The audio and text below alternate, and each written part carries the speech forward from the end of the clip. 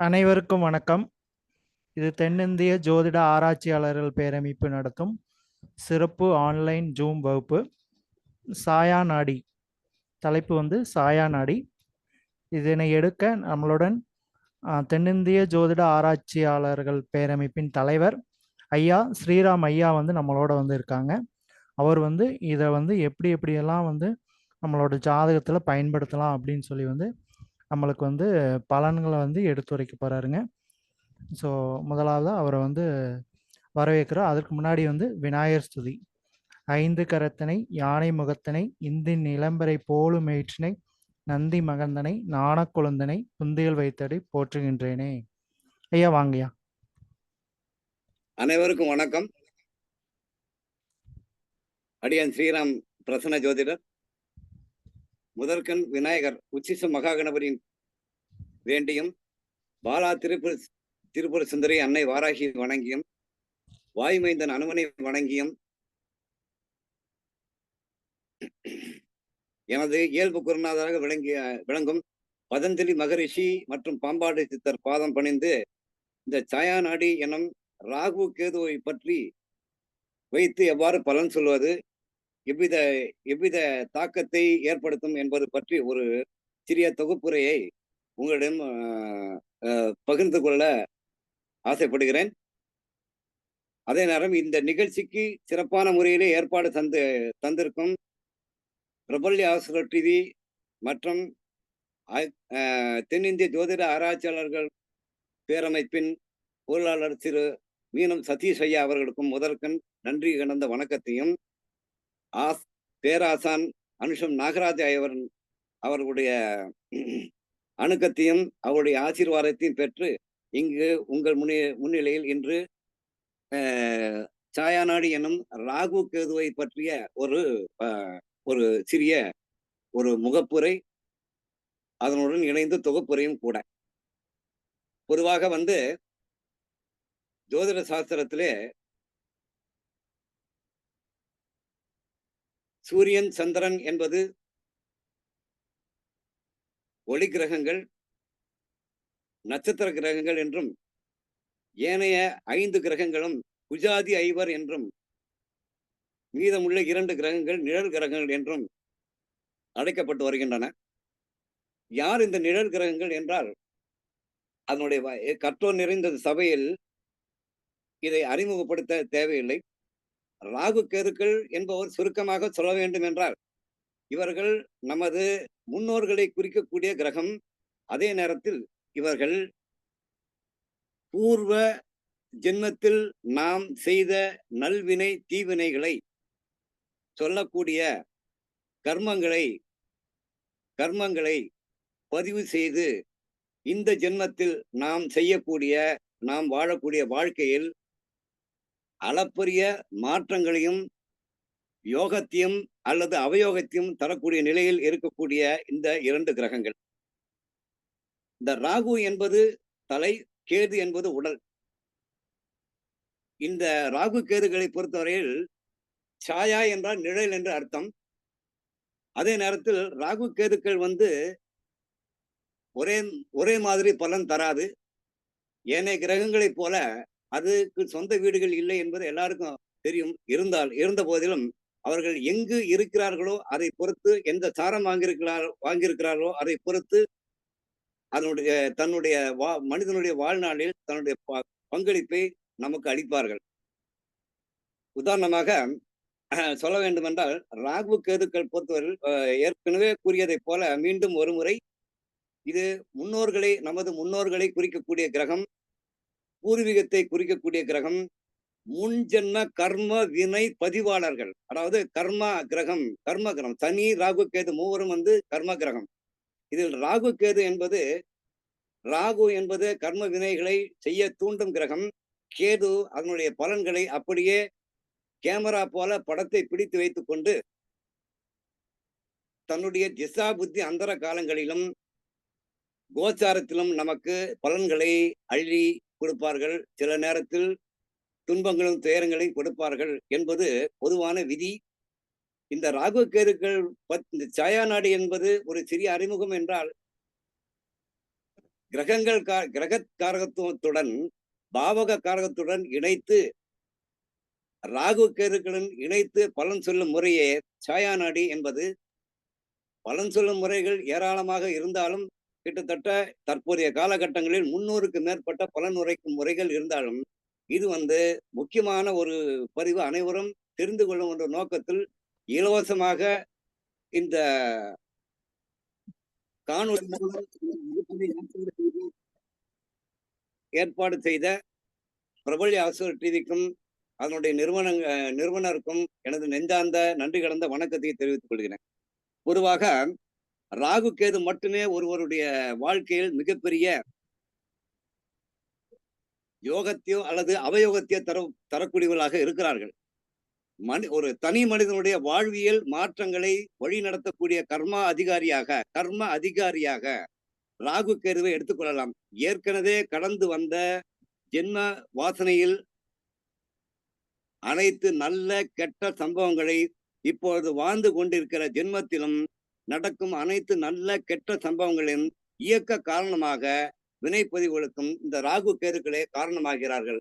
அதனால தான் சித்தர்கள், ஞானிகள், யுக புருஷர்கள், ஜோதிட ஆசிரியர்கள், ஆசான்கள் பாம்பை பிடித்து பலன் சொல்லு என்றார்கள். நாம் செய்கின்ற செயல்களில் இருக்கின்ற நல்லது கெட்டதுகளை பதிவு செய்யும் வினை பதிவாளராகும். அதற்கேற்றபடி வினைகளை தூண்டும் கர்ம ஊக்கியாகும். ஊக்கி என்றால் ஊக்குவிப்பது. ராகு கேதுவே செயல்படுகின்றன என்றால் அது மிகையாகாது.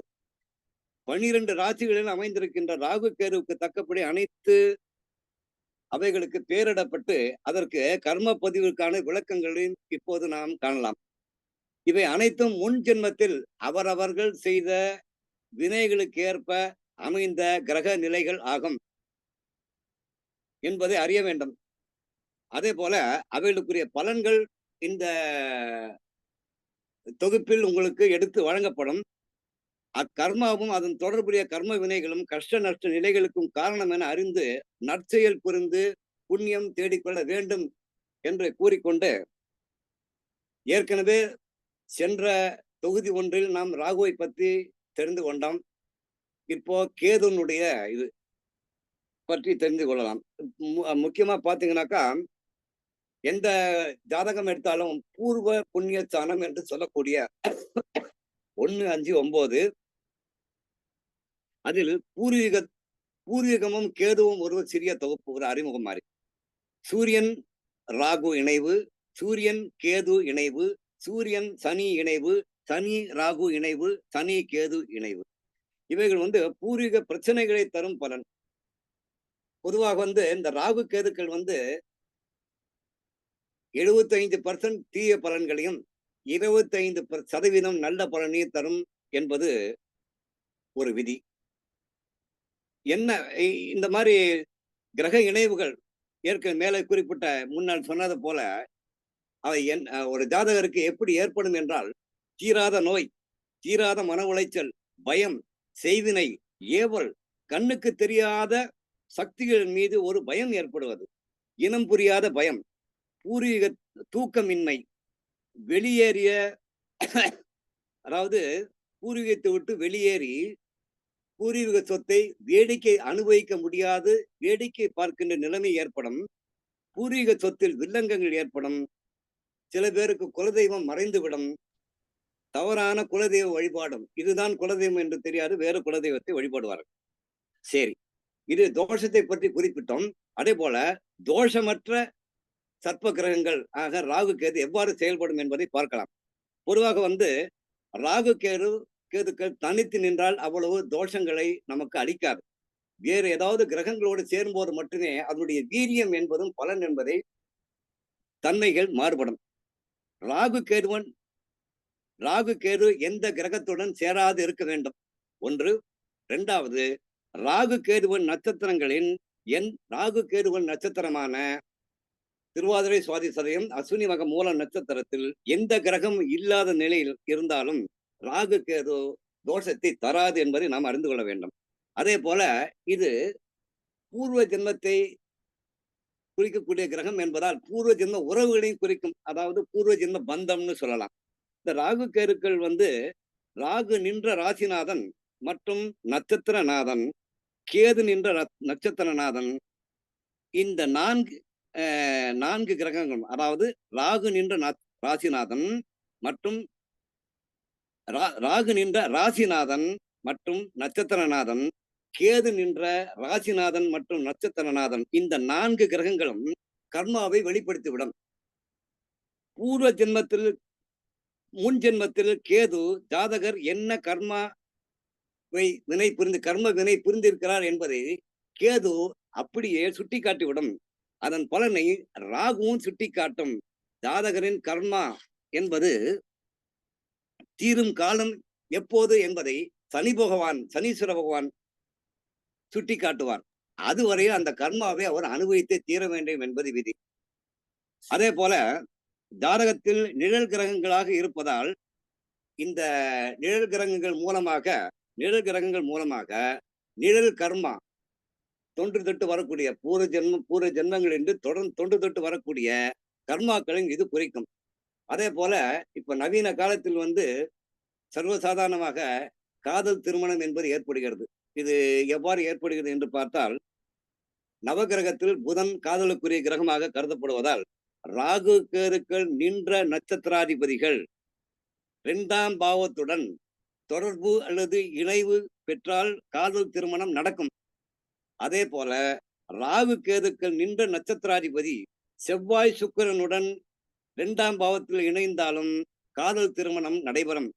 அதே போல ராகு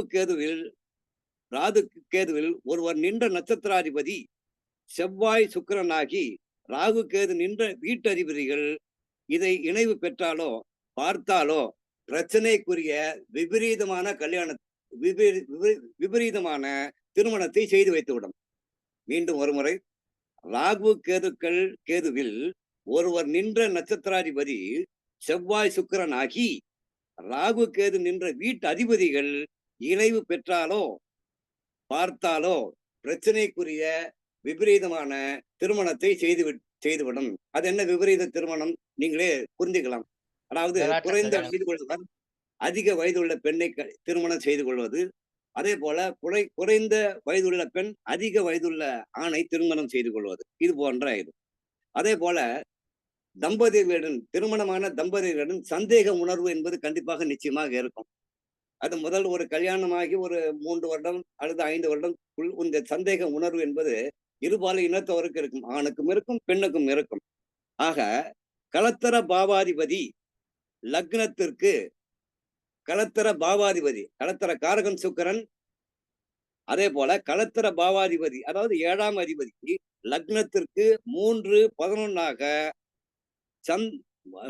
லக்னத்திற்கு 3-11 வந்து அதில் சந்திரனுடன் சேர்ந்திருந்தால் சந்தேகம் என்பது எழும். அதே போல களத்திர காரகராக கிரகத்திற்கு 3ஆம் இடத்தில் இருக்கும் கிரகங்களில் சந்தேகத்தை எழுப்பிவிடும் தன்மை உடையது. இது கோச்சார நிகழ்வாக கருதப்படுகிறது. பிறப்பு ஜாதகத்தில் இது போன்ற அமைப்பு இருக்கும். இந்த நிலையில் இப்போ நம்ம பார்க்கக்கூடியது என்னன்னா, அடுத்ததாக இந்த ராகு கேது ஏற்படக்கூடிய தோஷங்கள் என்பது பார்த்தீங்கன்னாக்கா, கால சர்ப்ப தோஷம் என்றும் கால சர்ப்ப யோகம் என்றும் குறிப்பிடப்படுகிறது. இந்த கால சர்ப்ப தோஷம் என்பது பார்த்தீங்கன்னாக்கா, ராகு கேது பிடியில் அனைத்து கிரகங்களும் இருப்பது. அதே போல ராகுவை நோக்கி பயணிக்கக்கூடிய கிரகங்கள் ஒரு வகை, இது கால சர்ப்ப தோஷம் என்று கூறப்படுகிறது. கால சர்ப்ப யோகம் என்றால் என்ன அப்படின்னு பாத்தீங்கன்னாக்கா, ராகு கேது பிடியில் அனைத்து கிரகங்களும் இருந்து கேதுவை நோக்கி அனைத்து கிரகங்களும் பயணித்தால் அது கால சர்ப்ப தோஷமாக மாறிவிடும். இது சிறுவயதில் ஜனன ஜாதகத்தில் இருக்கும்போது அந்த ஜாதகனுக்கு 35 வருடம் வரைக்கும் இது கடுமையான துன்பங்களையும் துயரங்களை கொடுக்கும். அதே போல இந்த ஜாதகர் உயர்ந்த இடத்திற்கு வந்து விடுவார், உச்ச புகழை அடைந்து விடுவார். அரசியலோ அல்லது எந்த சினிமா துறையிலோ எந்த துறையில் இருந்தாலும் அதனுடைய உச்ச நிலைக்கு வந்து விடுவார். ஆனால் அவரது இறுதி முடிவு என்பது பயங்கரமாக இருக்கும் என்பதை உதாரண ஜாதகங்களுடன் உங்களுக்கு கூற இருக்கிறேன். உதாரணமா பாத்தீங்கன்னாக்கா, நேரு குடும்பத்தார் அரசியல்ல எடுத்து பாத்தீங்கன்னாக்கா, ஜவஹர்லால் நேரு அவருடைய தமக்கையார் விஜயலட்சுமி பண்டிட், இந்திரா காந்தி, ராஜீவ் காந்தி, சஞ்சய் காந்தி, கிருபானந்த வாரியார், பாகிஸ்தான் முன்னாள் அதிபர் சர்வாதிகாரி ஜியாவுல் ஹக், தமிழகத்தில் தாய் என்ற பத்திரிகையை துவங்கி நடத்தி கொண்டிருக்கக்கூடிய வலம்புரி ஜான் என்பவர், சினிமா டைரக்டர் நடிகர் பாக்யராஜ், இவர்கள் பார்த்தீங்கன்னாக்கா இவருக்கு வந்து ஒரு புகழின் உச்சத்துக்கே போனார்கள். ஆனால் அந்த நிலையில் இவர்கள் அந்த துறையில் இவர்கள் தன்னுடைய உச்சத்தை தொட்டு விட்டார்கள். ஆனால் ஒரு சில பேருக்கு திருமணம் என்பது வேறு மாதிரி, அதாவது நினைத்த மாதிரி அல்லாது, முதல் மனைவியை இழந்து இரண்டாவது மனைவி அல்லது வேறு மதத்திலோ அந்நிய மதத்திலோ திருமணம் நடந்து இருக்கும் என்று கூறப்படுகிறது. அதே போல அவர்களுடைய திருமண வாழ்க்கை என்பதோ அல்லது இறுதி முடிவு என்பதோ நாம் நேரிலே நாம் பார்த்திருக்கிறோம். உதாரணமாக இந்திரா காந்தி மறைவு, சஞ்சய் காந்தி, ராஜீவ் காந்தி அவருடைய மறைவு, அதே போல கிருபானந்த வாரியார் வந்து தன்னுடைய இறுதி காலத்தில் ஆகாய விமானத்தில் பயணித்துக் கொண்டிருக்கும் போது அவர் உயிர் பிறந்ததாக ஒரு செய்தி உண்டு. அதே போல இவர்கள்லாம் எவ்வாறு இறந்தார்கள், எந்த புகழை உச்சியை இழந்தார்கள் என்பது உங்களுக்கு அதிகமாக நன்றாக தெரியும். அடுத்ததாக இந்த ராகு கேதுகள் விஷயத்துக்கு வரும்போது, நாகதோஷம் என்பது 12 வகை ஆக பிரிக்கப்பட்டிருக்கிறது. இந்த ராகு கேதுக்கள் வந்து ஒரு சுப நிகழ்ச்சியை ராகு கேதுவை தனியாக பிரித்துதான் நாம் காண வேண்டும். ஒரு சுப நிகழ்ச்சி, ஒரு நல்ல நிகழ்ச்சி, ஒரு மங்கள நிகழ்ச்சி நடக்கிறது என்று வைத்துக் கொண்டால் ராகு அதை நடக்க விடாது தடை செய்வார், பின்னர் அதை நடத்தி வைப்பார். ஆனால் கேது அப்படி அல்ல, முதலில் நடக்க வைத்து விட்டு அந்த நிகழ்ச்சியை நடக்க வைத்து விட்டு பின்னர் பிரச்சனையை கிளப்புவார். இதுதான் ராகு கேதுக்கு உள்ள காரக வித்தியாசங்கள். அதே போல ராகுவின் காரகத்துவங்களும் கேதுவின் காரகத்துவங்களும் கற்றோர் நிறைந்த சபையிலே தேவையில்லை. ஏன்னா ராகு காரகத்துவம் என்னன்னு தெரியும், கேது காரகத்துவம் என்னன்னு தெரியும். எந்தெந்த இடத்தில் ராகு கேதுக்கள் இருந்தால் என்னென்ன பலனை அளிப்பார்கள் என்பது அனைவருக்கும் தெரிந்த விஷயம்தான். இப்போ நேரடியாக நாம் கால சர்ப்ப தோஷத்தின் வகைகளை நாம் பார்ப்போம். அதாவது கால சர்ப்ப தோஷம் என்பது பார்த்தீங்கன்னாக்கா, முதல் தோஷம் என்பது ஆனந்த சர்ப்பயோகம் என்று கூறப்படுகிறது. அது என்ன ஆனந்த சர்ப்பயோகம் என்றால், பொதுவாக வந்து ஆனந்த சர்ப்பயோகம் என்பது பார்த்தீங்கன்னா, ஜென்மத்தில் ராகுவும் 7ல் கேதுவும் இருக்க ஏற்படுவதாகும். சரி, ஏன் இவ்வாறு பிறந்தார்கள், ஏன் இப்படி ஒரு ஜாதக அமைப்பு அவருக்கு ஏற்பட்டது, அதுதான் கொடுப்பினை என்பதாகும். அப்போ பூர்வ ஜென்மத்தில் இவர்கள் என்ன தவறு இழைத்தார்கள் என்று பார்ப்போமே ஆனால், திருமண விஷயத்தில் இவர்கள் பூர்வ ஜென்மத்தில் திருமண விஷயத்தில் யாரையோ ஏமாற்றிய கர்ம வினையை தீர்த்து கொள்ள இந்த ஜென்மத்தில் இந்த அமைப்போடு அவர்கள் பிறந்திருக்கிறார்கள் என்று கருத வேண்டியிருக்கிறது. இது ராகு அனைத்து இந்த ஜென்மத்தில் லக்னத்தில் ராகு அமர்ந்து ஜாதகரின் கர்ம வினை பதிவுகளை வெளிப்படுத்தும்.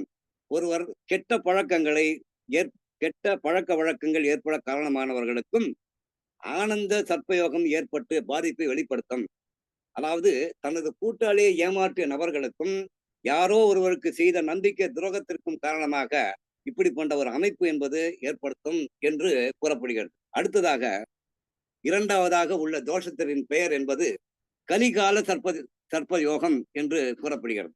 இது ஆனந்த சர்ப்ப யோகத்தை பற்றி பார்த்தோம். அடுத்ததாக கலிகால சர்ப்ப யோகம் என்று கூறலாம். இந்த சர்ப்ப யோகமானது ராகு லக்னத்திற்கு 2லும் கேது 8லும் இருக்க ஏற்படுவதாகும்.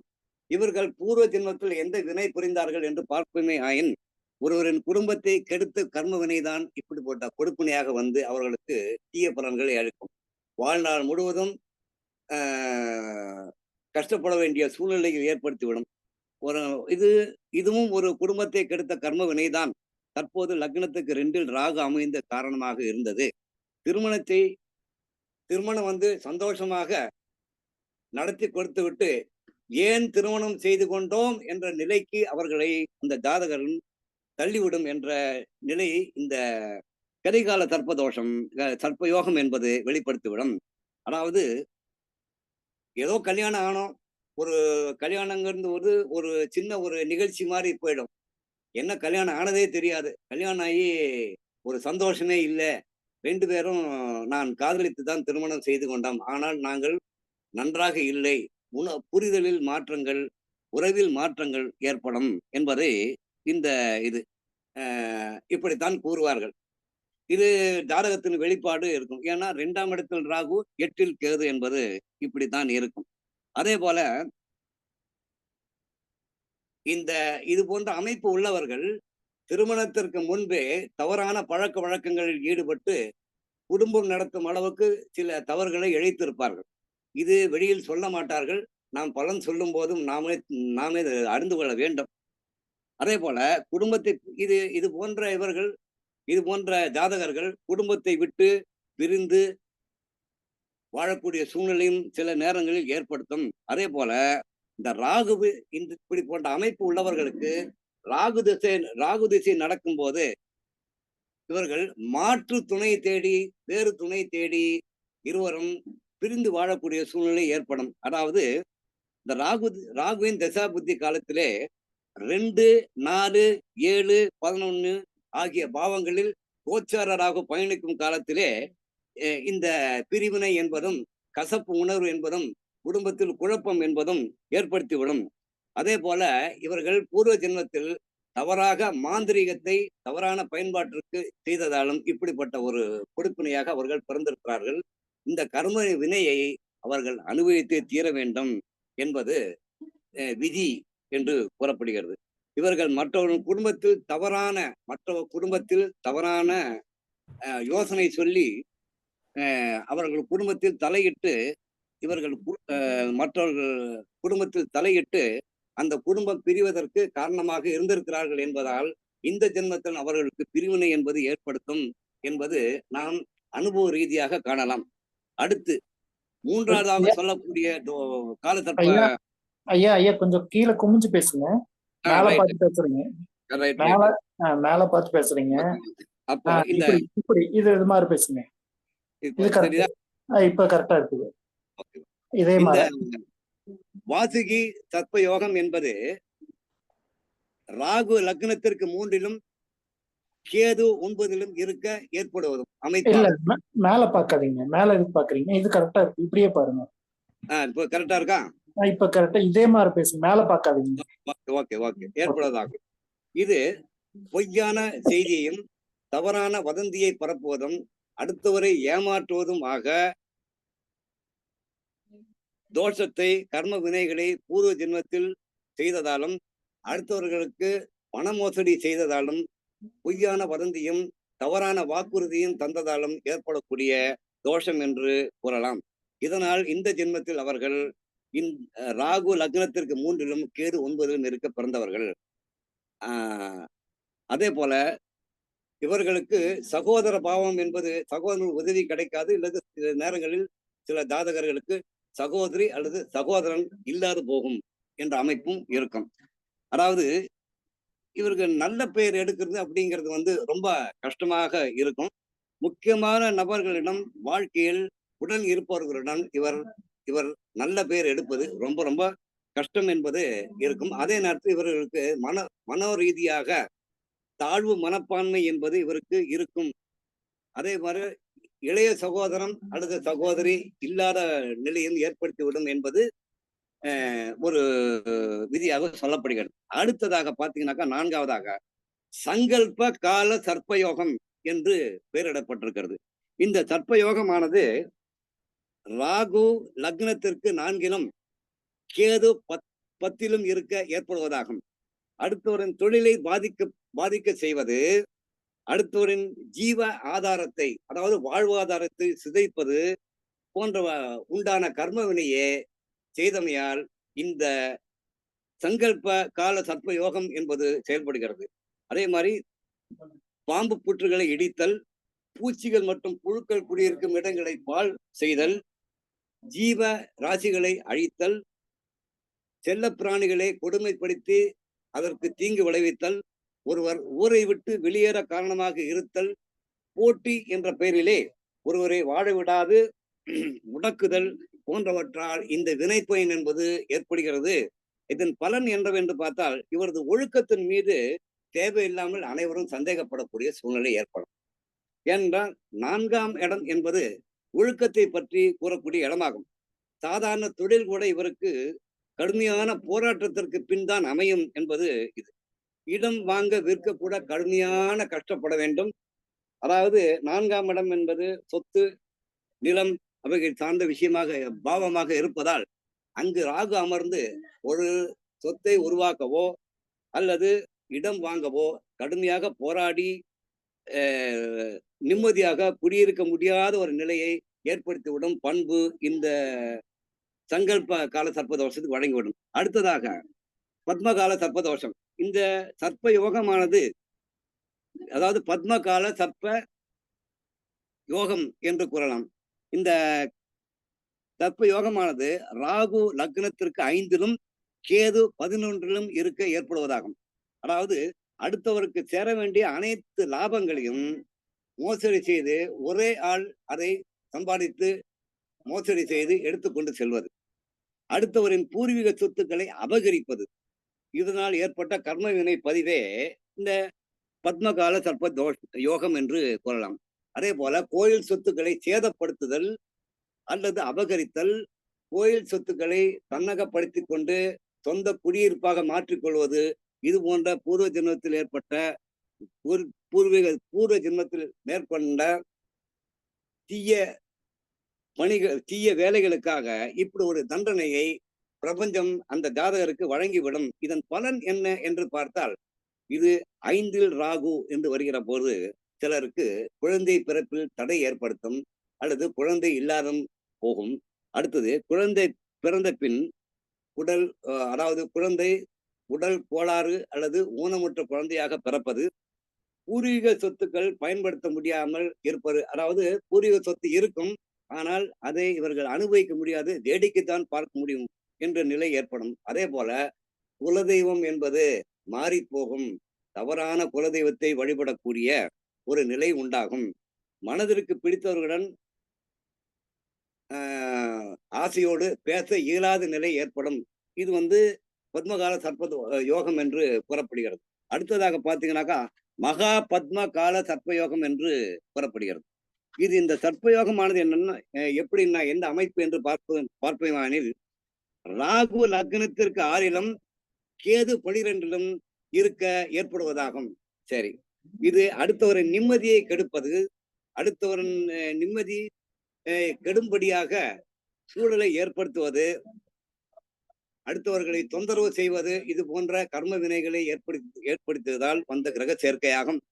அதாவது அதே போல அடுத்தவர்களுக்கு நோயை பரப்ப காரணமாக இருந்தவர்களுக்கும் நோய்க்கு ஏற்ப சரியான மருந்து வழங்க முடியாது தவறான மருந்தை கொடுத்து அவர்கள் இறந்து போகக்கூடிய, உயிர் பிரியக்கூடிய காரணமாக இருந்ததால் ஏற்படக்கூடிய ஒரு சர்ப்ப தோஷமாக இது கருதப்படுகிறது. அதாவது அதே போல அடுத்தவர்களுக்கு தேவையில்லாமல் கடனை ஏற்படுத்துவது, இச்செயலால் அதாவது பணத்தை இவர்கள் இந்த மாதிரி அமைப்பு உள்ளவர்கள் பார்த்தீங்கன்னா பணத்தை ஊதாரித்தனமாக செலவிடுவார்கள், உண்மையான செலவுக்கு இதை பயன்படுத்த மாட்டார்கள். அதே போல தேவையில்லாம அடுத்தவங்க மேல நீதிமன்ற வழக்கை தொடுப்பது, இந்த மாதிரியான விஷயங்கள் பூர்ண ஜென்மத்தில் இவர்கள் கர்ம வினை புரிந்ததால் இந்த மகா பத்ம கால சர்ப்ப யோகம் என்று கூறப்படுகிறது. சரி, இப்போ கேது பகவான் 12ஆம் இடத்தில் உண்டா, அது மோட்சஸ்தானம் என்று கூறப்படுகிறது. சார் கேது, இப்போ நமக்கு ஒரு சந்தேகம் வரும், கேது 12ல் இருந்தால் அடுத்த பிறவியே கிடையாதா என்பது ஒரு சொல்லாடல் உண்டு. ஆனால் கேது 12ல் இருப்பது இது ஒரு மோட்சத்திற்கான திறவுகோலை தவிர மோட்சம் கிடைக்கும் என்பது உறுதியாக சொல்ல முடியாது. என்ன காரணம் என்றால் இந்த ஜென்மத்தில் சஞ்சித கர்மாவில் இந்த பலனை அனுபவிக்கும் போதும் நடைமுறை வாழ்க்கையில் பல தவறுகளை இழைக்கும் போது எப்படி அவருக்கு மோட்சம் கிடைக்கும்? கிடைக்காது என்றுதான் இது. அதனாலதான் இது மோட்சத்துக்கான திறவுகோல் என்று நாம் கூறப்படுது. இது வாய்ப்பு தான், இறைவன் பிரபஞ்சம் இறைவன் நமக்கு கொடுத்த வாய்ப்பு தானே தவிர்த்து வாய்ப்பு என்பதை 12ல் உள்ள மோட்சஸ்தானத்தில் உள்ள கேது அது உணர்த்தும் என்பது உணர்த்திவிடும் என்று நாம் அறிந்து கொள்ள வேண்டும். அதே போல நாசக கால சர்ப்ப யோகம் என்று கூறப்படுகிறது. இந்த சர்ப்ப யோகமானது ராகு லக்னத்துக்கு 7லும் கேது லக்னத்தில் இருப்பதாகும்.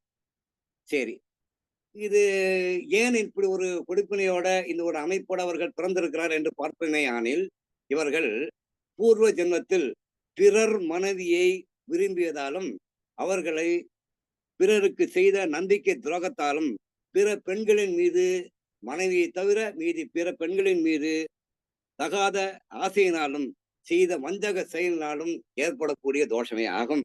அதே போல 7ஆம் இடம் என்பது கூட்டாளிகளை குறிக்கும் இடம் ஆதலால் கூட்டாளிகள் ஏமாற்றியது, அதே போல கூட்டாளிகளுடைய சொத்தையோ பணத்தையோ அபகரிப்பது போன்ற தீய செயல்கள் மேற்கொண்டதால் இந்த நிலையில் இந்த ஜென்மத்தில் அவர்கள் பிறந்திருக்கிறார்கள். அதே போல இவர்களுக்கு நடைமுறை வாழ்க்கையில் பார்த்தீங்கன்னா, திடீர்னு சாமியாரா போனோம்னு ஒரு ஆசை வந்துடும். துறவு நிலை என்பது அடிக்க ஒரு ஆசை வரும். அதே போல வாழ்க்கையை வெறுத்து எங்கேயாவது ஓடி போயிடலாமா அப்படிங்கிற ஒரு நிலையை கூட மனத்தை குறிக்கும். ஒரு மனப்பாங்கை இவருக்கு அளித்து விடும். அதே போல சட்டத்திற்கு புறம்பாக ஒருவரை ஆதரித்து அதனால் அவப்பெயரும் தீவப்பெயரும் ஏற்பட்டு ஒரு வாழ்க்கையில் கடைசி வரை அந்த கெட்ட பேருடன் வாழ வேண்டிய சூழ்நிலை ஏற்படும். சரி, இதன் பலனாக இந்த ஜென்மத்தில் அவருக்கு என்ன பலன் நடக்கும், இந்த ஜென்மத்தில் என்ன பலன் நடக்கும் என்று பார்த்தால், இவர்கள் நல்ல மனுஷங்க தான். ஆனா இவர்களை நல்ல பல பேர் இவர்களை ஏமாத்திடுவாங்க. பணத்தால் இவர்கள் ஏமாறக்கூடிய சூழ்நிலை ஏற்படும். எப்படி என்றால் 7ஆம் இடம் நண்பர்கள் குறிக்கக்கூடிய இடம். அதே போல 7ஆம் அதிபதியோ அல்லது கடத்தர காரகனோ புதன் சாரத்தில் அமைந்து விட்டால் இவரை நிறைய பேர் பணத்தால ஏமாத்திடுவாங்க. அதே போல இவருடைய பணம் என்பது அடுத்தவர்களிடம் இருக்கும். இவருடைய பணம் இவர் கையில் இருக்க வேண்டும். ஆனால் இவருடைய பணம் என்பது அடுத்தவரிடம் இருக்கும். ஆனால் பல தேவைக்கு கூட பெற முடியாத நிலை இருக்கும். அதே போல வாழ்க்கையில் பலவித ஏமாற்றத்தை சந்திக்கக்கூடிய சூழ்நிலை ஏற்படும். அதே போல யாரிடமும் சொல்லக்கூடாத ரகசியத்தை கூட 10 பேர் கூடி பேசும்படி ஆக்கிவிடும். ஆக ரகசியம் என்பது நம்ம 2 பேர் பேசிக்கிறாங்கன்னா அது ரகசியம். இது 10 பேருக்கு தெரிஞ்சு அது ஒரு செய்தியா மாறிடுமா? அப்படி ஒரு நிலையை இந்த நாசகால சர்ப்ப யோகம் என்பது ஏற்படுத்திவிடும் என்று கூறலாம். அடுத்தது கார்கோடக கால சர்ப்ப யோகம் என்று கூறப்படுகிறது. இது எப்படி அப்படின்னு பாத்தீங்கன்னாக்கா, இந்த சர்ப்ப யோகமானது ராகு லக்னத்திற்கு 8லும் கேது 2லும் இருப்பதாக அமையப்படும். இது ஏன் இப்படி ஒரு அமைப்பு என்னன்னா, பூர்வ ஜென்மத்தில் தவறான வார்த்தைகள் பிறருக்கு தவறான வார்த்தைகளை கூறி பிறருடைய மனதை காயப்படுத்தியது, பிரிவினைக்கு காரணமாக அமைந்தது, நம்பிக்கை துரோகம் ஏற்படுத்தியது, நம்பிக்கை மோசடி ஏற்படுத்தியது போன்ற செயல்களையும் தகுதிக்கு மீறிய வருமானத்தை சொத்து சேர்க்கை இவர்களால் ஏற்பட்டதாலும் இந்த கிரக அமைப்பு உண்டாக இவர்கள் பிறந்திருப்பார்கள். சரி, இதனுடைய பலன் எவ்வாறு இருக்கும் பொதுவாக பார்ப்போமே ஆயின், இவர்களுக்கு வர வேண்டிய முறையான பணம் பதவி சரியான நேரத்தில் வராது. அதே போல காரணமே இல்லாமல் இறந்து விடலாமோ, உயிரை மாய்த்து கொள்ளலாமோ என்ற ஒரு எண்ணம் இவர்களுக்கு தோன்றும். இந்த எண்ணத்தை தூண்டுவது கேது பகவானாகும். ஏன்னா கேது ஒரு தற்கொலை தூண்டக்கூடிய கிரகம் என்பதை நாம் நினைவில் கொள்ள வேண்டும். அதே போல வாழ ஆசை இருக்காது. தகுதி இல்லாத நபருடன் சரிசமமாக, அதாவது தகுதியே இல்லாத ஒருவருடன் சரிசமமாக அமர்ந்து வேலை செய்யக்கூடிய நிலையும் ஏற்படும். எனவே இது போன்ற தீய பலன்கள் இந்த ஜென்மத்தில் ஏற்படும் என்று கூறப்படுகிறது.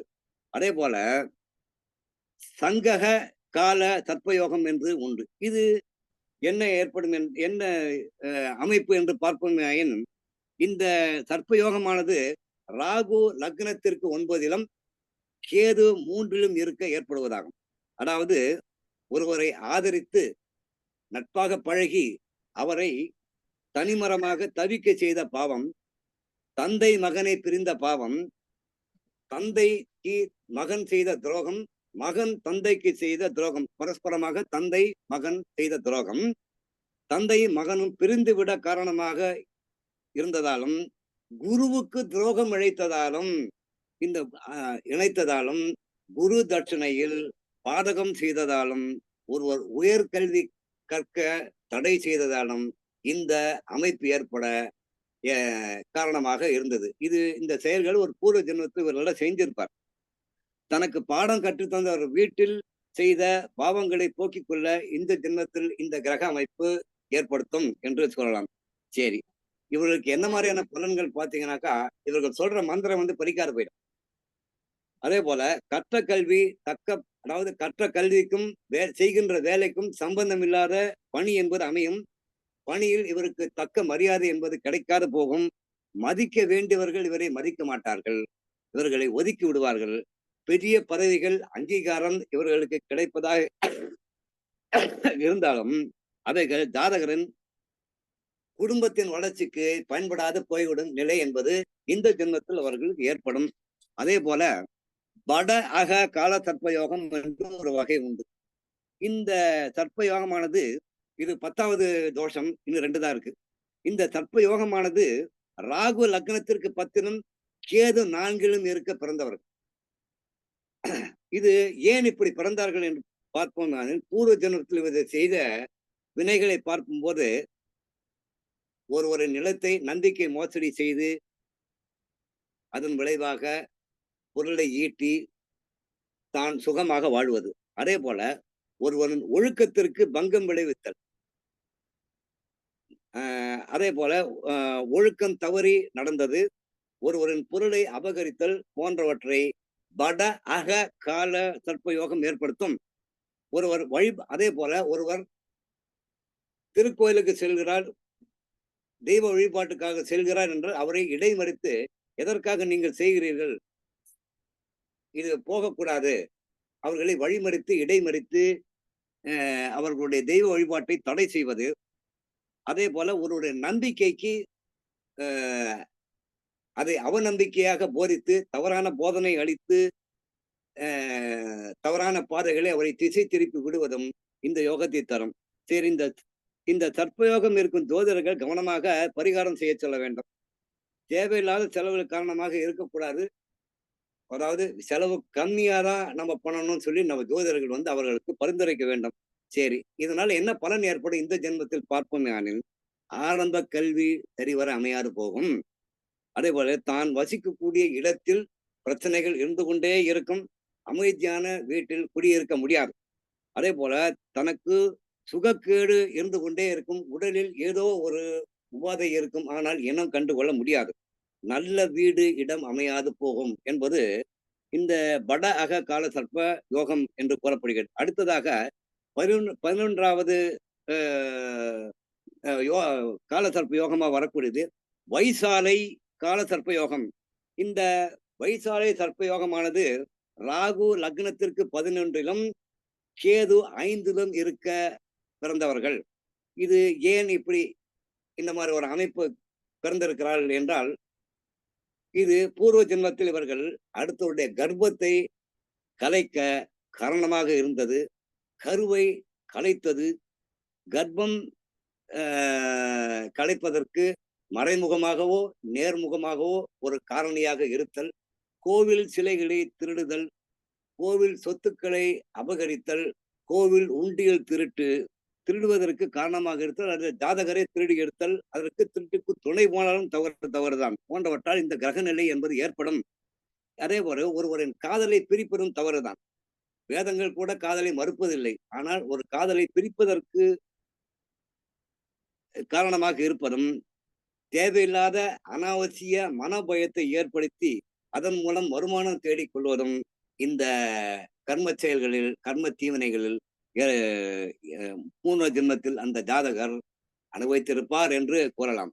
சரி, இதன் பலனாக இந்த ஜென்மத்தில் எவ்வாறு பலன்களை அவர் ஜாதகர் அனுபவிப்பார் என்றால், ஆசைப்பட்ட எதுவும் சாதாரணமாக கிடைக்காது. ஒரு பொருள் மீது ஆசை இருக்கும், ஆனால் சாதாரணமாக அவருக்கு கிடைக்காது. அதே போல இவர் செய்த தியாகங்கள், ஒரு தியாகம் பண்ணியிருப்பார், ஒரு குடும்பத்திற்கு கூட தியாகம் பண்ணியிருப்பார், அல்லது நாட்டுக்காக கூட தியாகம் பண்ணியிருப்பார். ஆனால் அவருடைய தியாகங்கள் என்பது அவமதிக்கப்படும் அல்லது மதிப்பிழந்து போய்விடும். அதே போல பூர்வீகத்தை விட்டு கொடுத்தும் கூட கெட்ட பெயர் அவப்பெயர் என்பது ஏற்படுத்தும். அதே போல உழைப்புக்குரிய மதிப்பில்லாமல் இவர்கள் அதாவது இவர் நல்ல கடுமையாக உழைப்பார், ஆனா அந்த உழைப்புக்கான மதிப்பு என்பது இல்லாத போகும். அதே போல இவர்களின் உழைப்பை பிறர்கள் உதாசீனப்படுத்துவார்கள் என்ற நிலை என்பது இந்த ஜென்மத்தில் அவர்கள் அனுபவிக்க வேண்டிய சூழ்நிலை ஏற்படும். அடுத்ததாக பார்த்தீங்கன்னாக்கா, இறுதியாக 12வது தோஷம் என்று எடுத்துக்கொண்டால், சேஷ நாக கால சர்ப்ப யோகம் என்று கூறப்படுகிறது. இந்த சர்ப்ப யோகமானது ராகு லக்னத்திற்கு 12லும் கேது 6லும் இருக்க பிறந்தவர்கள். இது ஏன் ஏற்பட்டது என்றால், அவர்களுடைய முரட்டு சுபாவங்களால் மற்றவர்களை அடிமைப்படுத்தி, துன்பப்படுத்தி, காயப்படுத்தி அவர்களை வாழ விடாது செய்வது. அதே போல ஒருவருக்கு நோய் ஏற்பட காரணமாக இருப்பது. அதே போல கலப்படம் செய்து, இது இப்ப தற்காலத்தில் இது போன்ற நிகழ்வுகள்லாம் நடந்துட்டு இருக்கு. நம்ம நேர்ல நிறைய பார்க்கிறோம். அதாவது கலப்பட உணவுகளை விற்பது, அடுத்தவர் வாழ்வுக்கு துன்பம் இழைத்தல், இந்த கர்ம வினைகள் செய்தால் இது போன்ற அமைப்பாகத்தான் அவர்கள் பிறப்பார்கள். இதன் பலன் இந்த ஜென்மத்தில் எவ்வாறு அவர்களுக்கு பலன் அளிக்கும் என்று பார்த்தால், வயிற்றில் நோய் ஏற்படும். என்றால் 6ஆம் இடம் அடிவயிறை குறிக்கும் இடம் என்பதால் வயிற்றில் நோய் ஏற்படும். ஆனால் நோயின் காரணம் என்பதை அறிய இயலாது போயிடும். ஆனா வலிக்கும். எதனால வலிக்குது என்பது நோயின் தன்மை என்பதை காண முடியாது. நோயை நோய் என்ன நோய் என்று கண்டுபிடிக்கிறதுக்குள்ள போதும் போதும்னு ஆயிரும். அதே போல தனது உரிமையை இவர்கள் நிலைநாட்ட கடுமையாக போராட வேண்டிய சூழ்நிலை என்பது ஏற்படும். சிறு சிறு பிரச்சனை கூட சண்டை போட்டு உரிமையோட வாங்க வேண்டும் என்கிற நிலை ஏற்படும். அனைத்தையும் இவர்களுக்கு தேவையான பொருட்களோ உதவிகளோ கட்டாயத்தின் பேரில் வாங்க வேண்டிய சூழ்நிலை ஏற்படும். அதே போல தேவையில்லாமல் பிரச்சனை ஏற்படுத்துவார்கள். ஆனால் பிரச்சனையின் தன்மை என்பது இவர்களுக்கு தெரியாத போய்விடும். இது போன்ற அமைப்புகள் 12 வகையாக பிரிக்கப்பட்டுள்ளது. இதற்கான தீர்வு என்பது ஏற்கனவே முதல் தொகுதியில் நாம் கூறியிருக்கிறோம். இதுக்கு பொதுவாக நாக தோஷங்களுக்கு பரிகாரத்தனம் என்பது நிறைய இருக்கு. இது எல்லாத்துக்கும் தெரியும். அந்த நேரத்தில் அவர்கள் அந்த தசாபுதி நடக்கும்போது, இந்த பலன்கள் ஏற்படும் போது நம்ம அந்த நேரத்தில் அவர்களுக்கு பரிந்துரைத்து இந்த கோயிலுக்கு சென்று இந்த வழிபாடு செய்யுங்கள், இந்த தான தர்மங்கள் செய்யுங்கள் அப்படின்னு சொல்றோம். இப்படி அடுத்ததாக நாம பார்க்க இருப்பது ராகு கேதுவின் மையப்புள்ளி என்கிற விவகாரத்திற்கு வரும். இப்போ உதாரணமாக பாத்தீங்கன்னாக்கா, ராகு கேது மையப்புள்ளி என்றால் ஒரு ஜாதகத்தில் நீ எல்லாம் அதாவது எத்தனையோ ஜாதகங்கள் இருக்கும், நீங்க பார்த்திருப்பீங்க. உதாரண ஜாதகம் கூட இருக்கும், நீங்க பார்ப்பீங்க. உதாரணமா ஒரு சின்ன ஒரு அமைப்பு சொல். ஏதோ ஒரு லக்னத்தில் பிறந்திருக்கிறார். உதாரணமாக அவருக்கு மிதுனத்தில் ராகுவும் அல்லது மிதுனத்தில் கேதுவும், மிதுனத்தில் ராகுவும் தனுசில் கேதுவும் இருக்கும். இப்போ இந்த அமைப்பு பிறந்தவர்களுக்கு எப்படி மிட் பாயிண்ட் மையப்புள்ளி மூலம் பலன் எடுப்பது என்பது பார்த்தீங்கன்னாக்கா, 12 கட்டங்கள் உங்களுக்கு ஒரு அமைப்பு கொண்ட ஜாதகமா இருக்கும். அதில் ராகு மிதுனத்திலும் கேது தனுசிலும் இருக்கும் ஒரு அமைப்பு இருக்குன்னு வைத்துக் கொள்வோம். ஒரு உதாரண ஜாதகம். இந்த மிட் பாயிண்ட் வரும்போது ராகுவை மீனத்திலும் கேதுவை கன்னியிலும் கொண்டு போய் வைக்க வேண்டும். அதாவது 4-10 நகர்த்த வேண்டும் என்று அப்போ நகர்த்தும் போது எப்படிப்பட்ட பலன் அளிக்கும் என்று பார்த்தால், ராகு கேதுவின் மையப்புள்ளி என்பது ராகு நின்ற இடத்திற்கு 4ஆம் இடம், அதே போல கேது நின்ற இடத்துக்கு 4ஆம் இடம் வரும்போது அது லக்னத்திற்கு 4-10 அமையும். அந்த 4-10 அமைந்த கிரகங்களில் அது லக்ன பாவமோ 2ஆம் அதிபதியோ 3ஆம் அதிபதியோ 12 பாவங்கள் ஏதோ ஒரு கிரகம் அந்த மையப்புள்ளியில் சிக்கிக் கொண்டால் வாழ்நாள் முழுவதும் அவர் துன்பம் துயரங்களை அனுபவிக்க வேண்டும். இதற்கு பரிகாரம் என்பதே கிடையாது. இப்போ உதாரணமாக மீனத்தில் லக்னாதிபதி இருக்கிறார் என்று வைத்துக் கொள்வோமே. அங்க ராகு அங்க அமர்ந்தால் அவருக்கு ஏன்னா 12 பாவங்களுக்கும் லக்னமே பிரதானம் என்று நிலை எழும்போது அவர்களுக்கு வாழ்நாள் முழுவதும் ஏதோ ஒரு தொந்தரவு இருந்து கொண்டே இருக்கும். பல பிரச்சனைகள் அவர் சந்திக்கக்கூடிய சூழ்நிலை என்பது ஏற்படும். அதே போல 2ஆம் பாவாதிபதி சிக்கிக் கொண்டால் வாழ்நாள் முழுவதும் அவருக்கு பொருளாதார பிரச்சனை, சரியாக குடும்பம் அமையாது, இது போன்ற நிலைகள் ஏற்படும். இதே போல 12க்கும் நீங்க பாவங்களுக்கு நீங்க பார்த்துக்கலாம். அதாவது நான் உதாரணமாக மிதுனத்தில் ராகு என்று குறிப்பிட்டேன். ராகு எங்கு இருக்கிறாரோ அதற்கு 4ஆம் இடத்தில் ராகுவையும், கேது எங்கு இருக்கிறாரோ அதற்கு 4ஆம் இடத்திலும் அமர வைத்து அமர வைப்பது. அதுதான் வந்து ராகு கேதுனுடைய மையப்புள்ளி, mid point of Rahu Ketu என்று கூறலாம். இப்படி பலன் அளிக்கும் போது அதை பார்த்த கிரகங்கள், அதில் அமர்ந்த கிரகங்கள், அதனுடைய ஜாதகருக்கு தீய பலனை அளிப்பது என்று மட்டுமல்லாது, அந்த பாவகம் சார்ந்த காரக உறவுகளையும் பாதிக்கும் என்ற நிலைக்கு தள்ளிவிடும், சூழ்நிலை உண்டு பண்ணிவிடும் என்று கூறலாம். இது அநேகமா உங்களுக்கு புரிஞ்சிருக்கும்னு நினைக்கிறேன். ராகு கேது இது ஒரு எக்ஸாம்பிளோட சொல்லிருக்கேன். எடுத்ததாக இந்த ராகு கேதுவை பொறுத்தவற்றில் எங்கு அமர்ந்திருக்கிறாரோ அங்கு 25%, அதனுடைய மையப்புள்ளி என்று சொல்லக்கூடிய இடத்தில் 75% தீய பலன்களை அளிக்கும் என்று கூறி என்னுடைய இந்த 2வது தொகுப்பை முடித்துக் கொள்கிறேன். இது ஏதாவது சந்தேகம் இருந்தால் தாராளமா கேட்கிறோம். உடனடியாக அடியேன் கடமைப்பட்டுள்ளேன். ஐயா இதுக்கு ஒரு லக்னத்தோட எக்ஸாம்பிள் பண்ணிருங்க. அதாவது மீன லக்னம், 4 ராகு, 10 கேது, மீதி கிரகங்கள் எப்படி அமைஞ்சு போகுது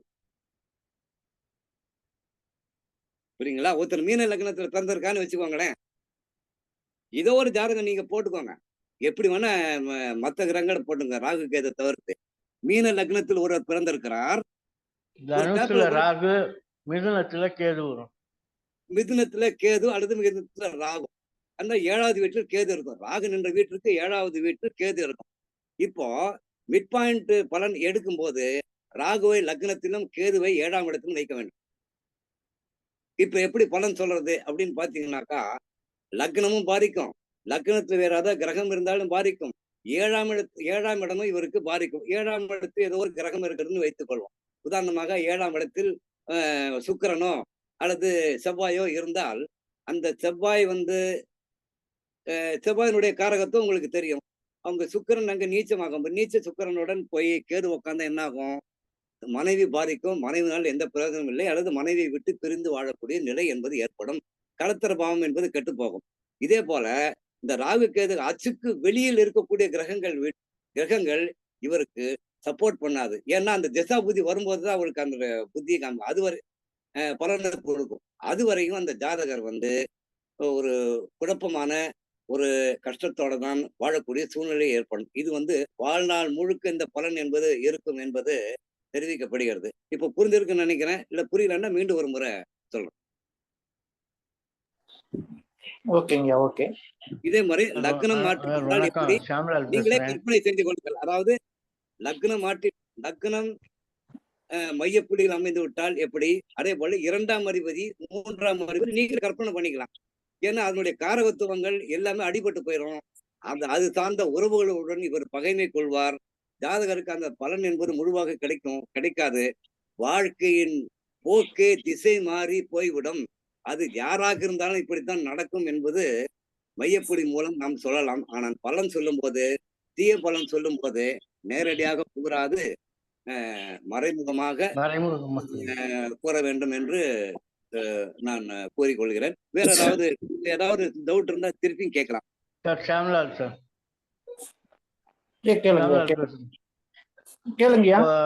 மிட் பாயிண்ட் கிரகம் இருக்குல்ல சார்?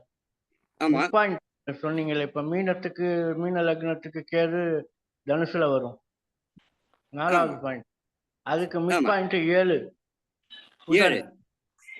அந்த புதன் கெடாம இருக்கணும். அந்த புதன் கெட்டு போச்சுன்னா தீய பலன்கள் அதிகமா நடக்கும் சார். அந்த புதன் நல்லா இருந்தா பறவை நல்லா இருக்கும். அதாவது பொதுவா வந்து ராகுக்கு வீடு கொடுத்தவன் புதன் ஆகிறாரு. அப்போ ஆமா ஐயா, யாரு அது காணப்பிடிச்சுன்னு 6வது இடமா? ஆமா சார். ஜனன லக்னத்துக்கு 7ஆம் இடமா? அப்படி 1, 7, 6 வரும்போது நோயுற்ற மனைவி இவருக்கு வாய்ப்பால் என்று கூறலாம். அதே போல காதல் மனைவியை பிரிந்து வாழக்கூடிய நிலை ஏற்படும் என்று நாம் பலன் கூறலாம். ஆனால் இவர் வேறு துணை நாடி போவார் என்றும் கூற முடியும். ஏன்னா 1, 7 பாதிக்கப்படும் போது அந்த ஜாதகருடைய நிலை என்பது நம்மளே கற்பனை பண்ணிக்கலாம். இதுதான் மிட் பாயிண்டினுடைய இது. மிட்பாயிண்ட் தான் உங்களுக்கு 75% பலன் கொடுக்கும். ஆனால் ஒரிஜினலா பாத்தீங்கன்னாக்கா மீனத்துல ராகுவோ கேதுவோ அந்த மீன லக்னத்துக்கு அமர்ந்திருந்தால் அவருக்கு என்ன பலன் கொடுக்குமோ அதுதான் கொடுக்கும். அது வந்து ஒரு 25% தான் நம்ம இது பண்ண முடியும், கொடுக்கும் என்று சிறப்பு நம்ம சிறப்பு ஐயா.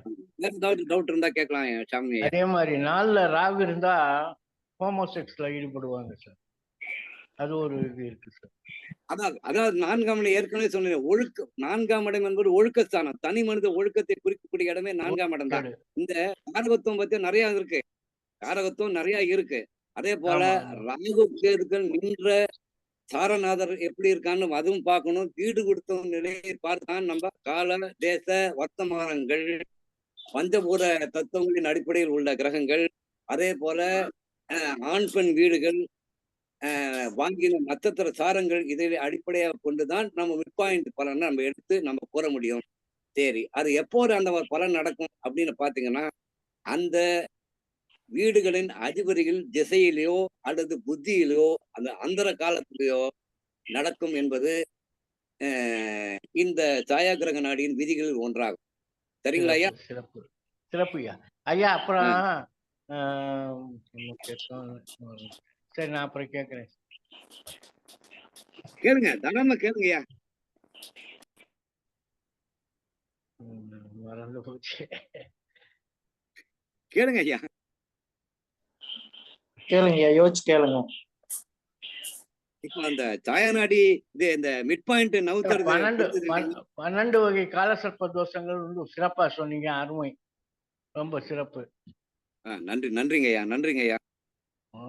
இன்னைக்கு சார், இன்னைக்கு கிளாஸ் பாருங்க, 5 பேர் தான் வந்திருக்கான். 5000 ரூபாய் கொடுத்து அங்க போறான், 15-20 பேர் போறான். இதே கால சாயா நாடிக்கு என்ன இருக்கு?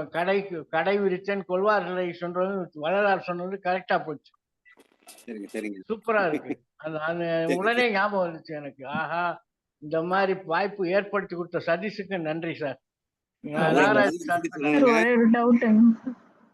கேளுங்க.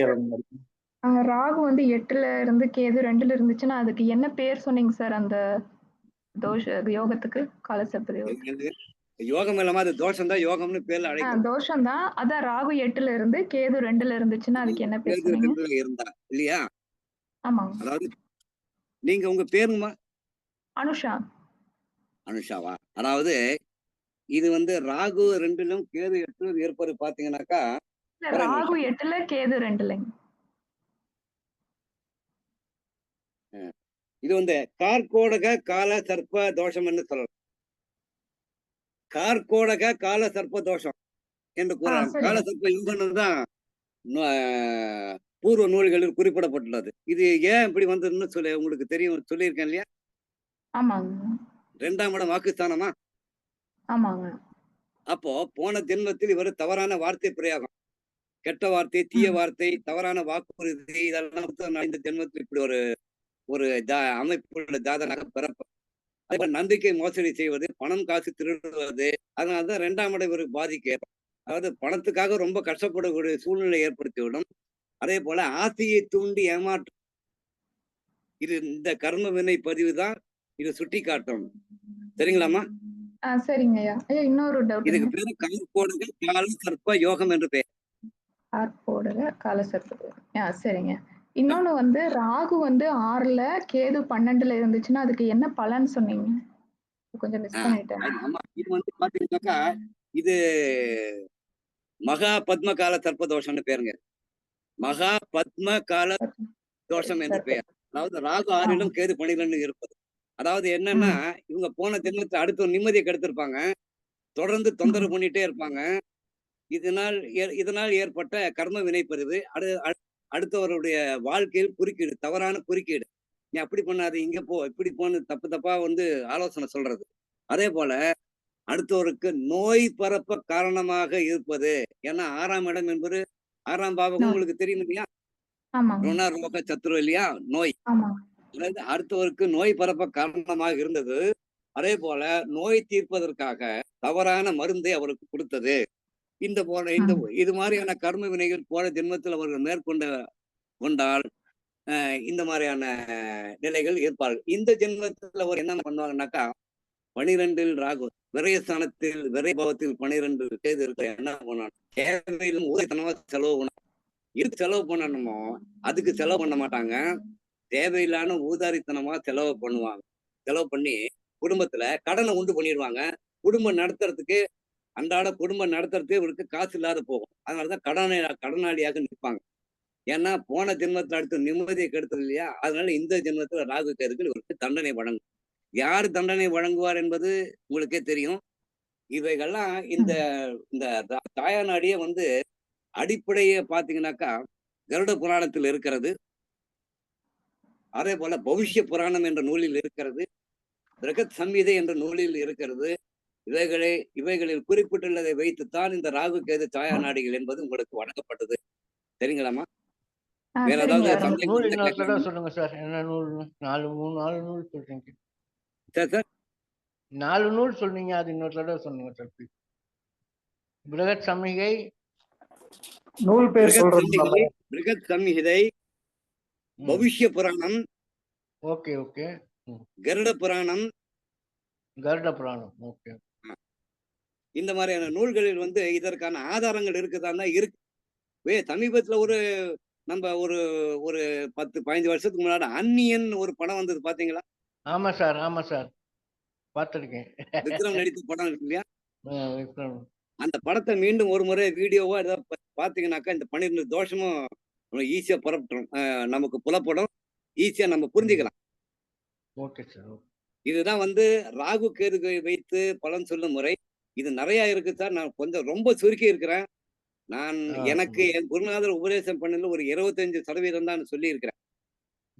Okay okay. இதுல நிறைய விதிகள் இருக்கு சார். கிட்டத்தட்ட வந்து 25-30 விதிகள் உண்டு. அதை விதிகளை நாம் அறிந்து கொண்டு நாம் பலனை கூறும்போது நல்லா இருக்கும்.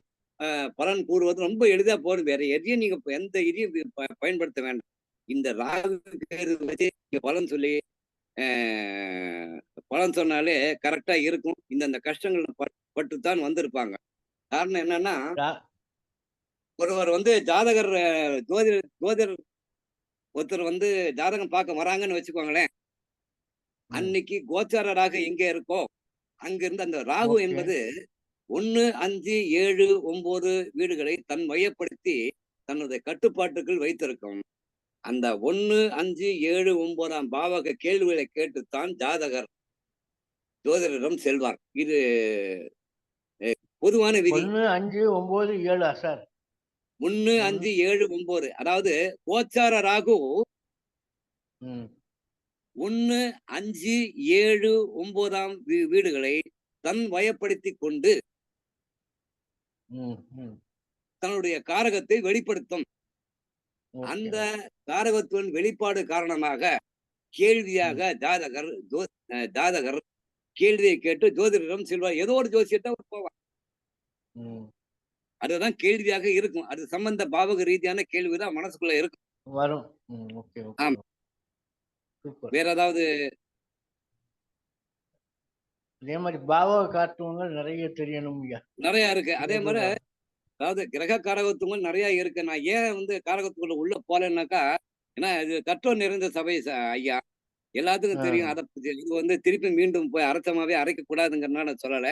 அதே போல பாவக காரகத்துவம் இருக்கு. அதே போல ஒவ்வொரு லக்னத்திலிருந்து 12 பாவங்களுக்கும் காரக கிரகங்கள்னு ஒண்ணு உண்டு.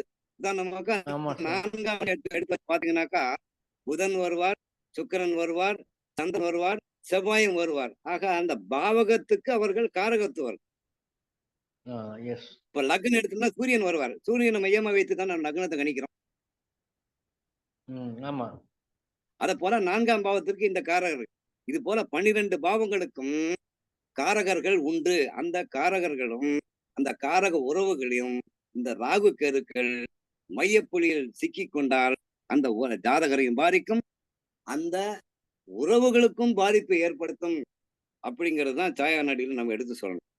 உதாரணமாக 8ஆம் இடத்துல போய் கேதுவோ ராகுவோ இருந்தால் நம்ம நாகராஜையா சொல்லுவார், அத்தை வாழ்வு சொத்தை அப்படின்னு சொல்லுவார். உண்டா இல்லைங்களா? அத்தை வாழ்வு சொத்தை அது எங்க குருநாதர் கூட சொல்லியிருக்காருங்க. ஆமா இதுதான். அவருக்கு போட்டிருக்கேன், பதில் போட்டேன். அத்தை வாழ்க்கை குருநாதர் ஞாபகம் வந்துச்சு சார்னு போட்டிருக்கேன் இதுல. சரிங்கய்யா டிப்ஸ்ல. சரிங்கய்யா. நல்லது அதுதான் நல்லது. கரெக்ட் இது கரெக்ட். மாதிரியான அமைப்புகள் ஏற்படுத்தும். இப்போ மையப்புள்ளியை வச்சு பலன் எடுக்கிறது உங்களுக்கு ஈஸியா புரிஞ்சது இல்லைங்களா? அவ்வளவுதாங்க. ராகு சூப்பர் எங்க இருக்கோ சூப்பர் சார். 4 வீடு, கேது எங்க இருக்கோ நல்லது. இங்க இருக்க 4 வீடு. அதுல யாரு சிக்கிட்டாரோ அந்த பாவக காரகத்துவங்கள், அந்த கிரக காரகத்துவங்கள் நிச்சயமாக பலனை கொடுக்காது, நசித்து விடும். ராகு கேது உங்களுக்கு எப்படின்னு தெரியும்.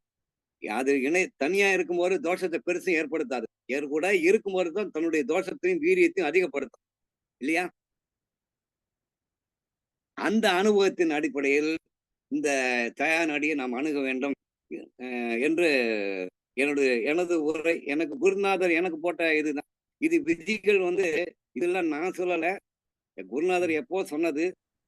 இது இந்த அடிப்படை நூல்களும் சொல்லிட்டேன். இது பண்டைய காலத்து தான். இது சாயா என்ற நிழல் என்ற அர்த்தம். ஏன்னா ராகு கேதுக்கள் மையம் வச்சுதான் எல்லாமே இருக்கு. அதே போல ராகு கேதுக்கள் பலன் சொல்லு அல்லது கேதுவோ நல்ல பலனை கொடுக்கும், தீய பலனை கொடுக்கும். காரணம் என்னன்னா ராகு தவறை செய்ய தூண்டும். அதே போல ராகுனுடைய இல்லாம ஒரு வளர்ச்சியை பெற முடியாது எதுவுமே.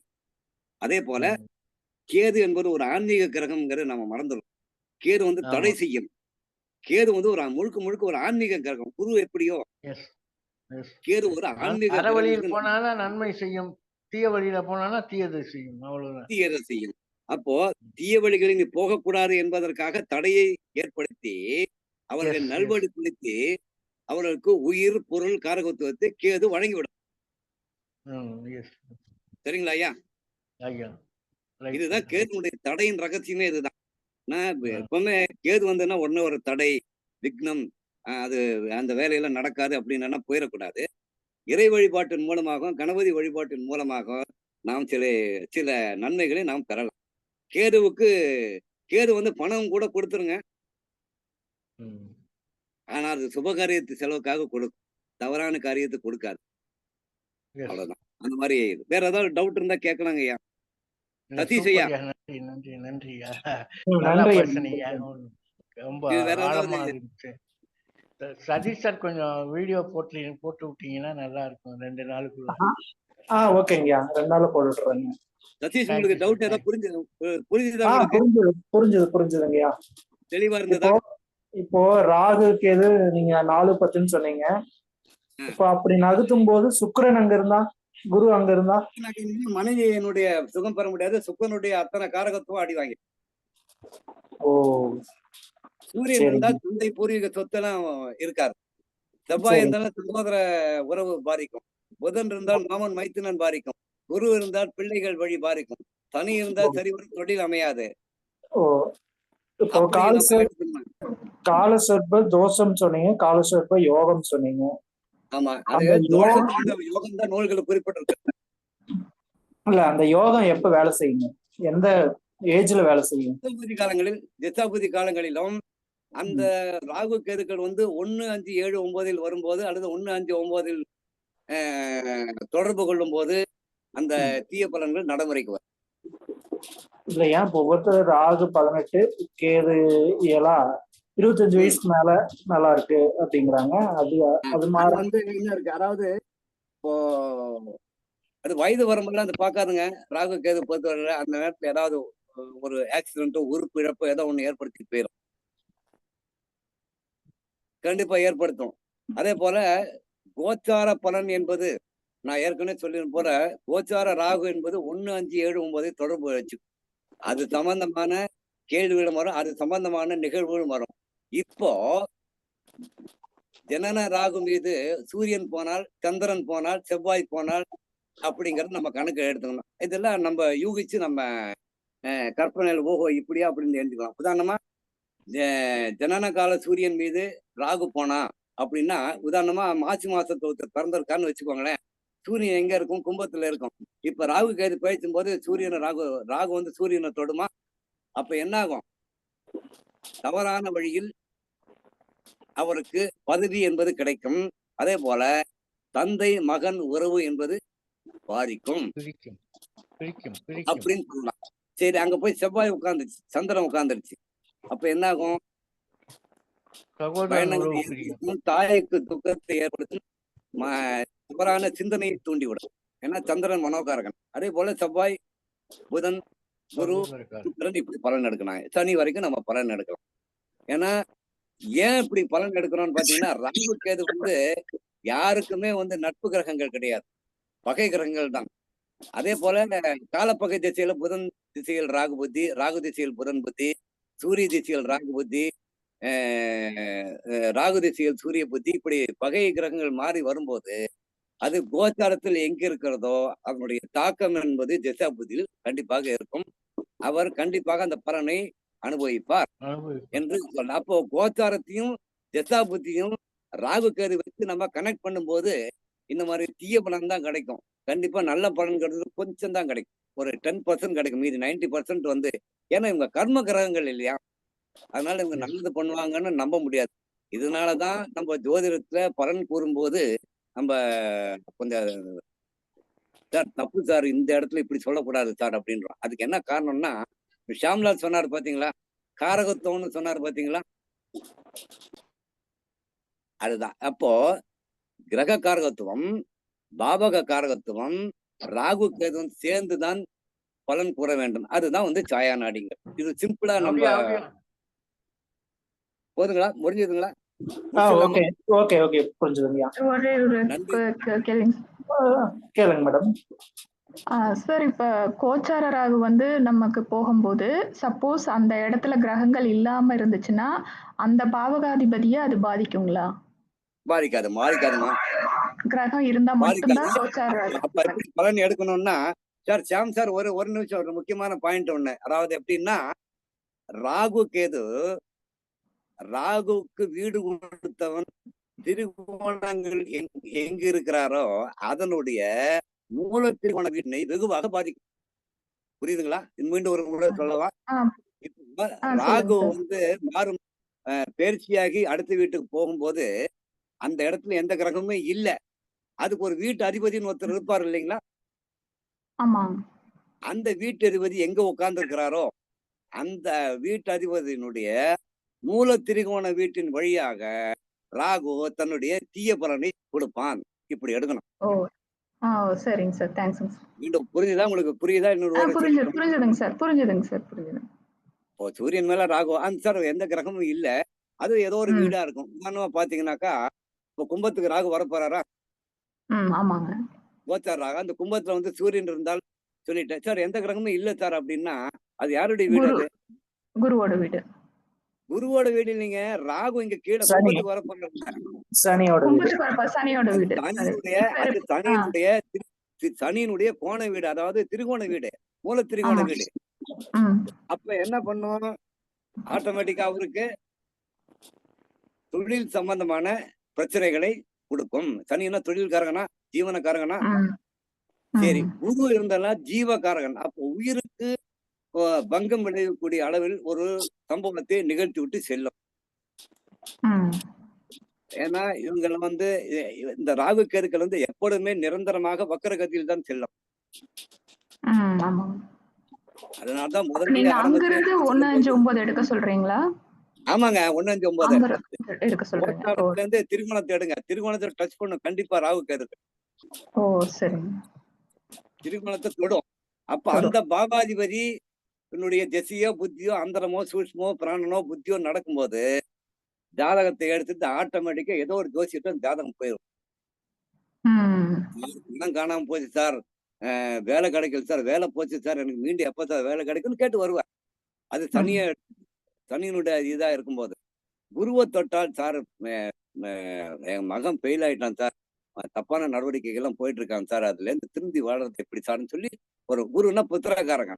சரி, புதனாக இருந்தால் கல்வியில் தடை, அப்போ தவறான இது போகும். அப்போ சாரத்தை பார்க்கணும்,